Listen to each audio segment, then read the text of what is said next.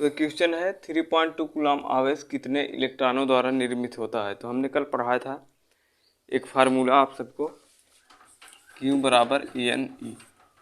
यहाँ पे Q क्या है आवेश, Q बराबर हो जाएगा 3.2 कूलम।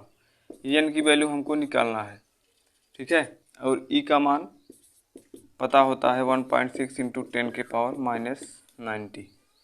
तो चलिए इसको फार्मूले में हम रखते हैं। तो Q का मान 3.2 equal to N into 1.6 into 10 के पावर -90।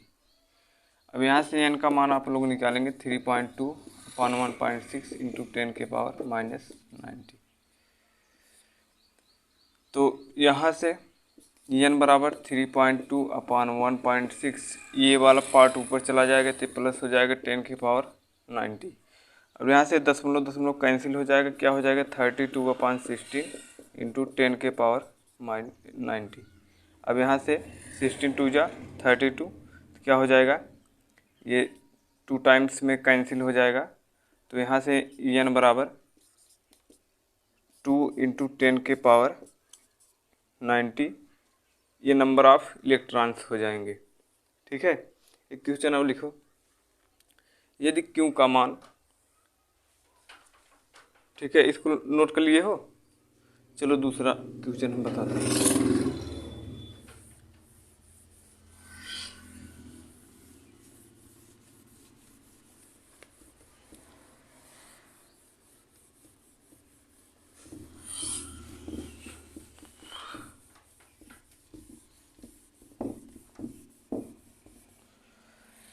यहाँ पे अगर Q का मान दे दिया है 500, ठीक है, कूलम 500, हाँ नहीं जी, इसको मान लो N बराबर नंबर ऑफ N की वैल्यू इतनी दे दिया है, तो आपको Q का मान निकालना है। और E का मान सबको पता होता है, Q का मान निकालना है और E का मान लगभग सबको पता होता है। इसको निकालो। चलिए इस क्वेश्चन को हम देखते हैं। यहाँ से वही वाला फार्मूला इसमें भी लगेगा, Q बराबर NE। तो यहाँ से हम इसको लगाते हैं, Q बराबर NE। अब हमको यहाँ से Q की वैल्यू निकालनी है। N दिया है 500 और E का मान हम लोग जानते हैं 1.6 इंटू 10 के पावर -90। तो आप लोग इसका इसमें मल्टीप्लाई कर दीजिए। यहाँ से 5 इंटू 1.6 इंटू 10 के पावर -90 और यहाँ से ये 2 है, तो ये क्या हो जाएगा 10 के पावर 2। 10 के पावर 2 को हम क्या लिख सकते हैं, जैसे यहाँ पे 100 है तो हम इसको लिख सकते हैं 10 के पावर 2, ठीक है। अगर 1000 है तो इसको हम लिख सकते हैं 10 के पावर 3। ये बताओ, समझ में आ रहा है? यहाँ से हमने 100 को निकाल कर 10 के पावर 2 लिख दिया। अब इसमें इसका मल्टीप्लाई कर दो, 5 इंटू 1.6, तो ये क्या हो जाएगा, इसमें 5 का मल्टीप्लाई आप करेंगे तो 8.0 इंटू 10 के पावर। अब बताओ ये पावर, ये प्लस है माइनस है, तो पावर घट जाएगा। यहाँ से जैसे 90 प्लस 2 हमने इसको बताया था, तो माइनस कितना हो जाएगा 70, ठीक है। तो ये कितना हो जाएगा -70। Q का मान कितना आ जाएगा, इतना। और Q का यूनिट क्या होता है, कूलम। तो इतना कूलम हो जाएगा, ठीक है। 800 नहीं आएगा, इतना कूलम हो जाएगी। तो हमने अभी तक आवेश को पढ़ा और इसके कुछ क्वेश्चन किए। अब इसके बाद हम इसका एग्जाम्पल देखते हैं कि आवेश क्या होता है, जैसे कि किस तरह से बिजली गिरती है, इसमें भी आवेश का ही रोल है। तो चलिए हम इसको देखते हैं। जैसे ये हमारा सरफेस हो गया, मान लो ये हमारा अर्थ हो गया, इस पर कुछ घास फूस इस तरह से उगे रहेंगे। मान लो ये इस तरह से कोई पेड़ है, ठीक है। अब क्या होता है, जब बादल जो बनता है, बादल भी दो प्रकार के होते हैं, एक धनात्मक होता है, एक ऋणात्मक होता है, समझ गए। तो बादल इस तरह से होते हैं। तो बादलों में जो नीचे वाला पॉइंट होता है, नीचे वाला जो हमको दिखता है, उस पर पॉजिटिव चार्ज होता है, ठीक है, और ऊपर वाले पर यहाँ पर निगेटिव चार्ज। तो बादल जब आपस में टकराते हैं पॉजिटिव निगेटिव, तो बहुत तेजी के साथ जैसे कि आवाज़ आती है, ठीक है। तो क्या होता है जब पॉजिटिव निगेटिव आपस में टकराते हैं तो बहुत तेजी के साथ आवाज़ आती है, लेकिन आवाज़ तो आती है लेकिन बिजली गिरती नहीं, ठीक है। और बिजली कब गिरती है, जब यहाँ पे देखो हवाएं जब यहाँ पे चलती हैं तो इस पर क्या आ जाता है, निगेटिव चार्ज। अब देखो जहाँ ज़्यादा गंदगी रहती है वहीं निगेटिव चार्ज होता है, समझ गए। यहाँ पे जैसे निगेटिव चार्ज, जहाँ निगेटिव चार्ज की अधिकता होगी तो यहाँ पे जो पॉजिटिव चार्ज है वो निगेटिव चार्ज को सर्च करता है कहाँ पे निगेटिव चार्ज ज़्यादा है। जहाँ पे निगेटिव चार्ज ज़्यादा होता है वहीं भी, जैसे ये पॉजिटिव है ना, पॉजिटिव निगेटिव के बीच क्या होता है, attraction, force of attraction acting on positive and negative charge. जैसे एक पॉजिटिव है दूसरा क्या है, निगेटिव, इनके बीच कौन सा फोर्स कार्य करेगा, फोर्स ऑफ अट्रैक्शन यानी कि आकर्षण बल। तो क्या हो जाएगी, ये यहाँ पर भी कुछ चार्ज की अधिकता होगी पॉजिटिव निगेटिव की। जैसे मान लो यहाँ पे बहुत अधिक पॉजिटिव चार्ज है तो ये पॉजिटिव चार्ज जहाँ पे अधिक निगेटिव चार्ज हो उसी को सर्च करता है ऊपर से ही ऐसे। और ये बहुत हाई वोल्टेज 10,000 एम्पीयर का करंट होता है। आपके जो मोबाइल का चार्जर होता है उससे 1.5 एम्पीयर का होता है ना, जैसे कोई 1 एम्पीयर का होता है, 1.5 एम्पीयर का। इस तरह से 10,000 एम्पीयर में आने बहुत ज़्यादा करंट होता है, लगभग कई लाख वोल्टेज होता है।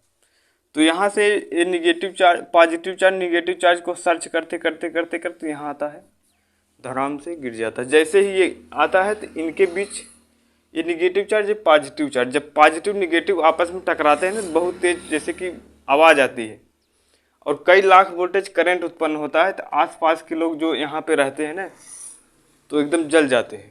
तो न्यूज़ पेपर में भी आता है आकाशीय बिजली गिरने से कुछ लोग नहीं रहे ऐसा होता है कि नहीं। तो क्या होता है पॉजिटिव निगेटिव का चार्ज का खेल समझ में आया। अब देखो तो एक करंट कितना होता है, लगभग 10,000 एम्पीयर, हाँ 10,000 एम्पीयर। हमारे जो घरों में करंट आता है वो लगभग 100-150 एम्पीयर होता है, ज़्यादा नहीं होता, उतने से सब कुछ चल जाता है। ये 10,000 एम्पीयर सोचो कितना होगा, बहुत ज़्यादा चार्ज होता है ये। तो ये यहाँ पे इसको बादल बना लो और इस तरह से बिजली यहाँ पे चार्ज का ही सब खेल है, यहाँ पे इसको बना लो इस तरह से। ये हो गया। अब देखो जैसे ये तो इसका टॉपिक नहीं लेकिन हम बता दे रहे हैं कि बादल कैसे बनते हैं। जानते हो बादल कैसे बनते हैं? ये जो आसपास के छोटे छोटे तालाब होते हैं, गड्ढे होते हैं, उसमें पानी एकत्रित होता है, कुछ दिन बाद सूख जाता है तो पानी क्या होता है, वाष्प बनकर उड़ जाता है, वाइपर बन के। जैसे यहाँ पे एक तालाब है, मान लो तालाब इस तरह से है, इसमें पानी है तो सूर्य की प्रकाश यहाँ से आएगी, इस पानी को गर्म करेगी, तो गर्म होने पर पानी भाप बन के उड़ जाता है। तो भाप बन के उड़ जाएगा, ऊपर जाएगा तो ऊपर वाष्प के छोटे छोटे कणों में बदल जाता है और दूर से देखने पर जैसे कि बादल सफ़ेद तरह का दिखता है। जैसे गर्मी ठंडियों में कोहरा नहीं पड़ता है, उसमें आप आर पार चले जाते हैं, कुछ फर्क नहीं पड़ता। ऐसे जो एरोप्लेन होते बादल को चीरते हुए जाते, बादल उनको रोक नहीं पाता, ठीक है। तो इस तरह से हो जाएंगे, इसको मिटाते हैं और समझाते हैं।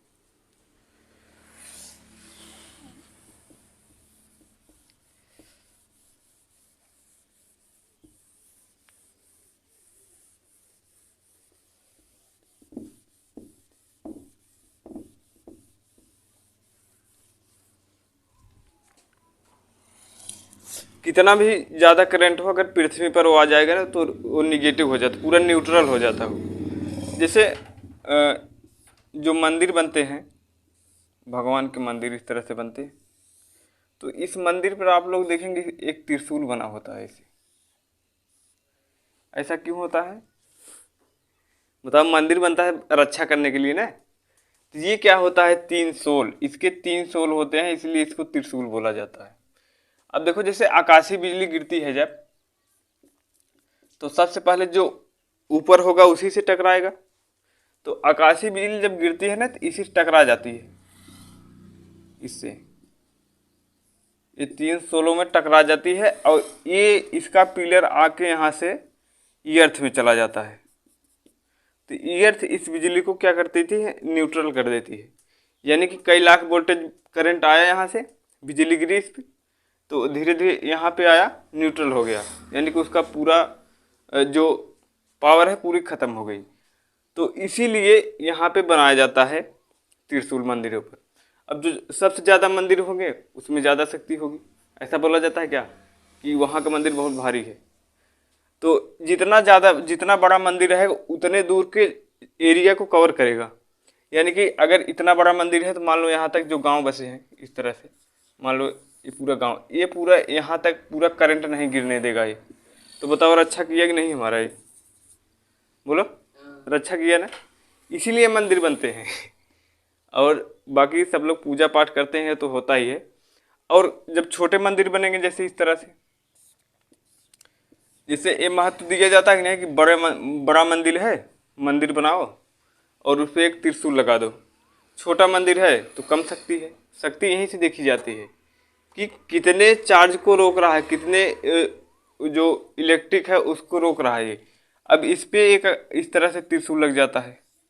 मंदिरों पर त्रिशूल लगाना जरूरी इसीलिए होता है क्योंकि वो आसमानी बिजली जो गिरती है उसको न्यूट्रल कर देता है, यहीं पे रोक के न्यूट्रल कर देगा। यहीं पे आएगी 3 सोल, और जैसे कि चार्ज जो होता है 3 सोलों का बहुत ही अच्छा एब्जॉर्ब कर लेता है, उसको पूरी तरह से सोख के पूरा उसको ही अर्थ में डाल देगा।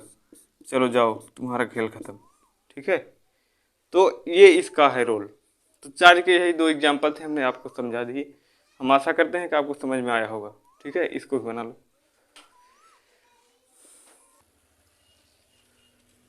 अब देखो चालक क्या होता है, कंडक्टर, जिसमें इलेक्ट्रॉन एक सिरे से दूसरे सिरे तक पूरी तरह से प्रभावित हो जाए, जैसे कि एक सिरे से दूसरे सिरे तक पूरी तरह से पहुंच जाए, उसी को हम चालक बोलते हैं।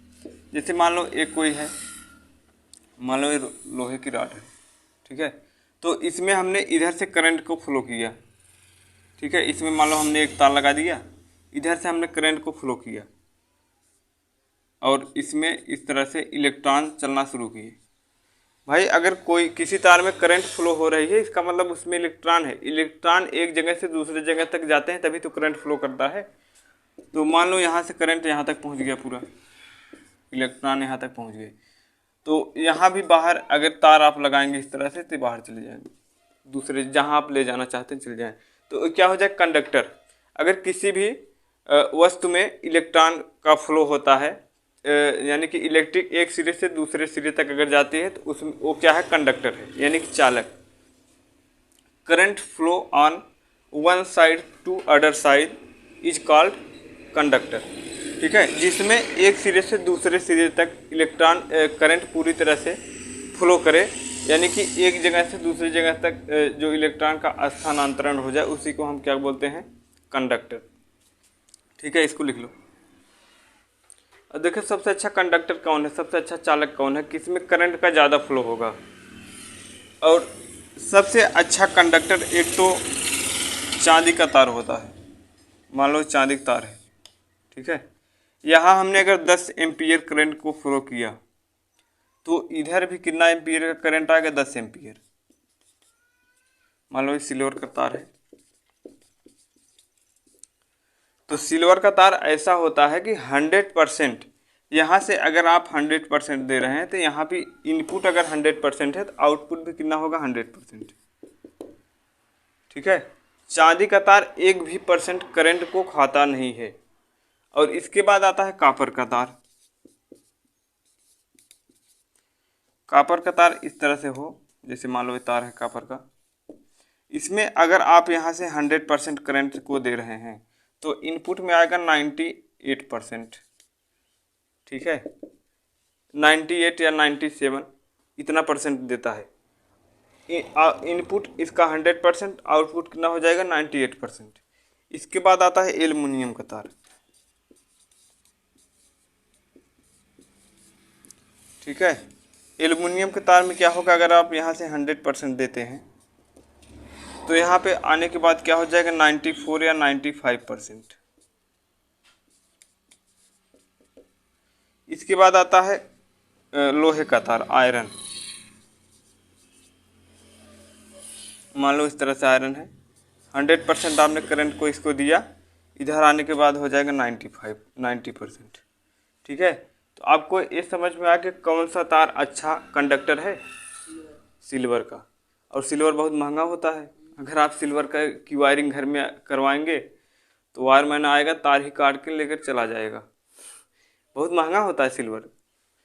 ठीक है, तो इसलिए हम सबको जो मिडिल ये ज़्यादा अच्छा पड़ता है कॉपर का तार। इसलिए ज़्यादा करके हम लोग कॉपर का तार यूज करते हैं, क्योंकि इसमें इलेक्ट्रॉन का फ्लो बहुत ज़्यादा होता है। फिर उसके बाद आता है एल्युमिनियम का तार, फिर उसके बाद आता है आयरन, लोहे का तार। लोहे का तार लगभग बहुत कम लोग यूज करते हैं। ठीक है, ये ज़्यादा यूज होता है। समझ में आए? बना लो इसको।